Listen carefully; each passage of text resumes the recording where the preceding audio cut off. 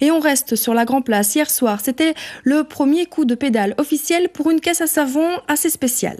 Celle-ci est la copie conforme d'un dragon montois très célèbre. Cette biette sur roue participera à la course Red Bull de caisse à savon dimanche prochain à Bruxelles. Yasmina Favaro et Philippe Hardy ont assisté à cette première sortie.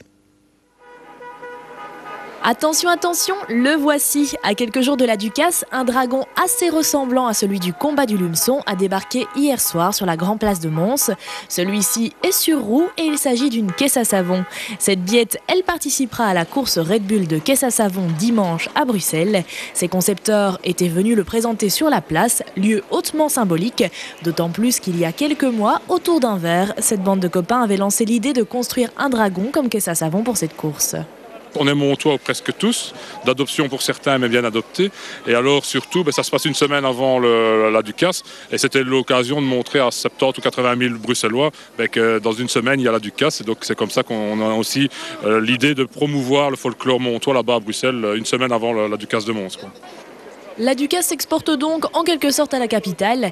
Et depuis la fin février, toute cette équipe s'active pour faire prendre vie à ce dragon miniature. Ils ont pensé à tout, un véritable travail minutieux, notamment pour le châssis d'Elbiette. En fait, ça a d'abord été ébauché autour d'une table. On a décidé un peu ce qu'on allait faire, suivant les dimensions de la biette, bien sûr.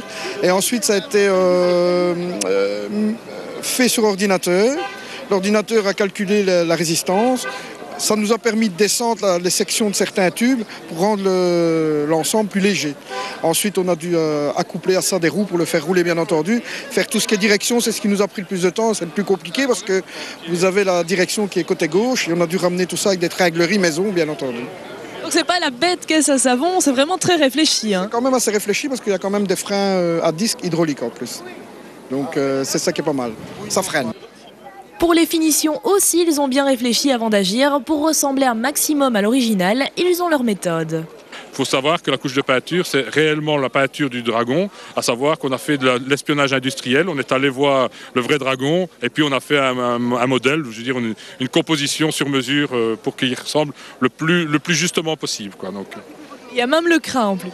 Voilà, donc l'idée c'était vraiment des dents jusque la queue, de vraiment faire une copie la plus honnête possible, quoi. Donc l'original reste l'original.